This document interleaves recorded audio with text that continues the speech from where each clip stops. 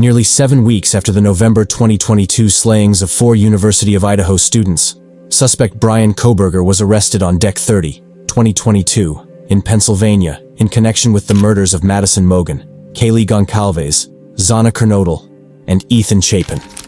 Kohberger, 29, was charged with 4 counts of murder and 1 count of felony burglary. He appeared in a Pennsylvania courtroom in January 2023 and waived his extradition to Idaho, meaning he had voluntarily agreed to return to the state to face the charges against him. Goncalves, 21, Mogen, 21, Kernodle, 20, and Chapin, 20, were stabbed to death in an off-campus rental home in Moscow, Idaho, on November 13. Ethan was not a resident in the home, but was staying overnight with girlfriend Kernodle. 2 more roommates at the 1122 King Road residence, Dylan Mortensen and Bethany Funk, were home and unharmed. Early in the investigation, the surviving roommates were ruled out as suspects. While it was initially believed that Mortensen and Funky both slept through the attack, the probable cause affidavit, which was released in January 2023 after Kohberger returned to Idaho, revealed that one of the surviving roommates said they saw the killer. The roommate described a figure clad in black clothing and a mask who walked past her as he left the crime scene, and she heard crying on the night of the killings. In May 2023, Kohberger was indicted by a grand jury for the murder of the 4 students. His indictment allowed prosecutors to bypass the previously scheduled June hearing, where the 2 surviving roommates of the victims would have possibly been cross-examined. The next day, Kohberger stood silent as the court waited for his plea. The judge ultimately entered a plea of not guilty for him. Kohberger has since waived his right to a speedy trial and recently appeared in court for 2 hearings on Jan 26, 2024. A new trial date has yet to be set by Judge John Judge. The prosecution requested a summer of 2024 trial, and the defense asked for a March or summer of 2025 trial. Here's everything to know about Bryan Kohberger. Monroe County, PA Public Defender Jason Labar told CNN in late 2022 that Kohberger was shocked a little bit by the accusations against him. Labar, who represented Kohberger for the extradition procedures but won't be his attorney for the criminal case, also told the Washington Post in 2022 that Kohberger would waive his right to an extradition hearing in an attempt to get closer to his exoneration. He's willing to waive because he's looking forward to being exonerated, Labar explained. Those were his words. Whether that means he's innocent or not, it's implicit in saying he wants to be exonerated that he's innocent. He didn't use the word innocent.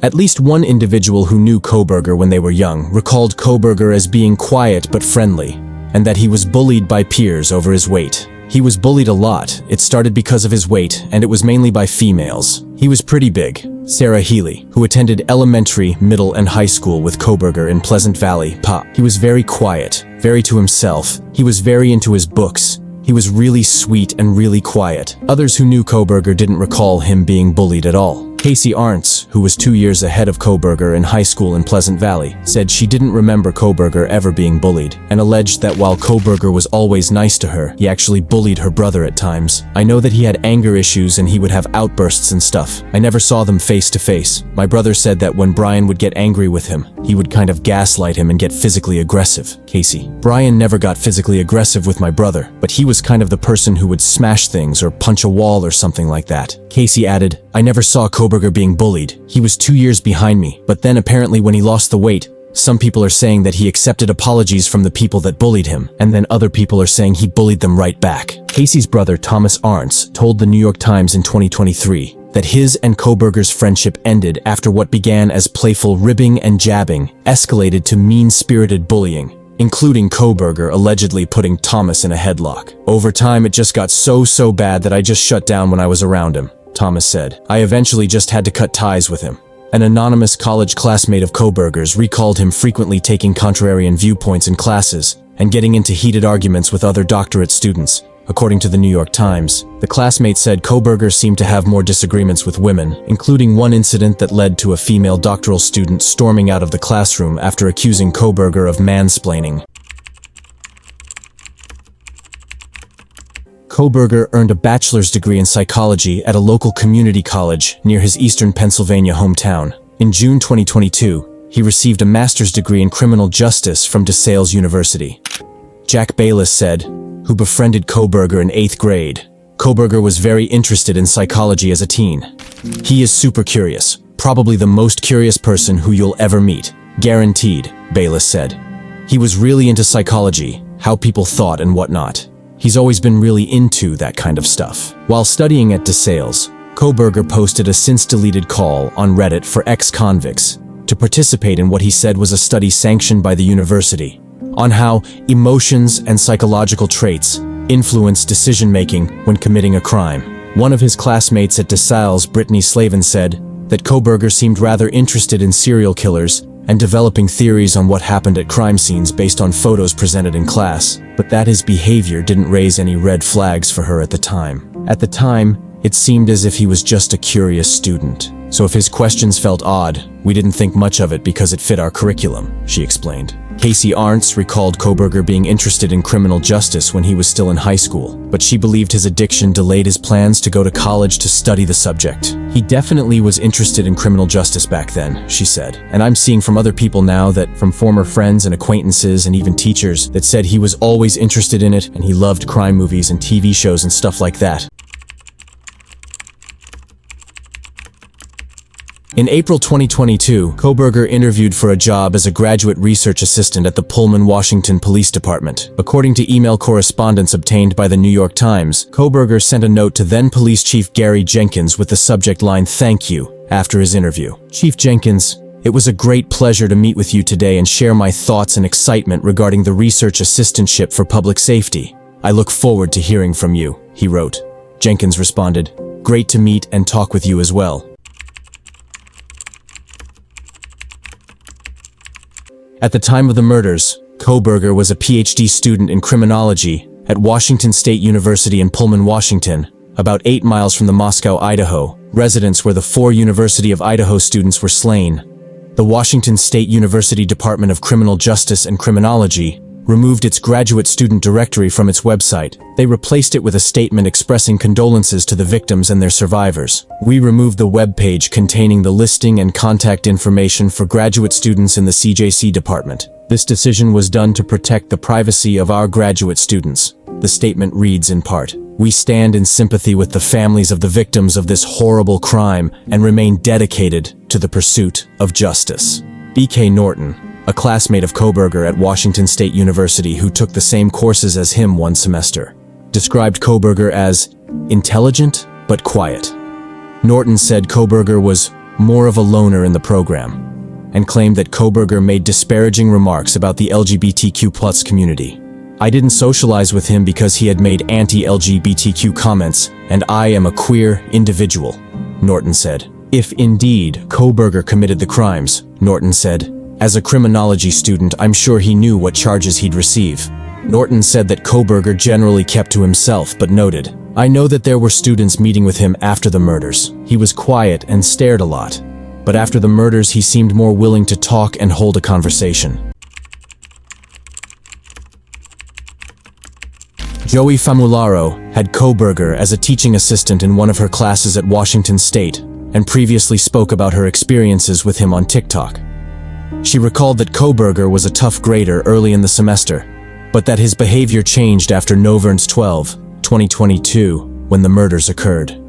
She noted that there were no real red flags about him and that her class of 150 students didn't see him very often, but explained, after November 12th, his behavior changed significantly. Famularo noted that in October 2022, Kohberger had failed all of his students on a test and left several comments on their work. Then starting November and December, he started just handing out 100s and leaving very minimal comments, she said. So that was, I think, probably the biggest behavior change.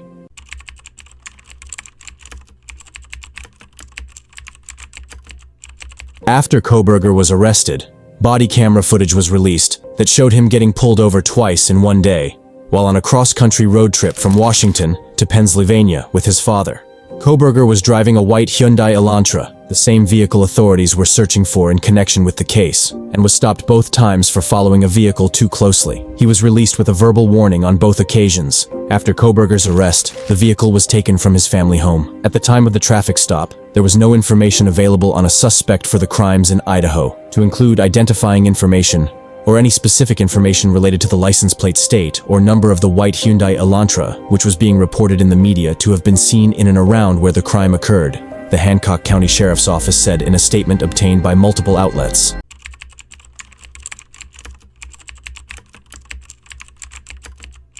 According to the affidavit, a sheath of the knife used in the murders was left at the scene in the bed where Mogen and Goncalves were found. The affidavit states that this is where detectives found DNA linking Kohberger, which they then matched to trash taken from Kohberger's parents' home in Pennsylvania. In June 2023, prosecutors revealed that a DNA sample taken directly from Kohberger matched DNA found on the sheath of a knife.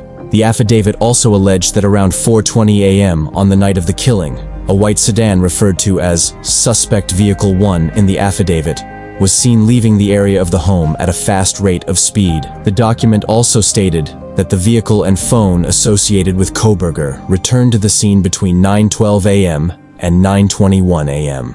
Additionally, the affidavit alleged that while investigating previous cell phone pings, authorities learned that the cell phone associated with Kohberger pinged in the area of the 1122 King Road home where the killings took place on at least 12 occasions prior to November 13, 2022. All of these occasions, except for one, occurred in the late evening and early morning hours of their respective days, the affidavit read.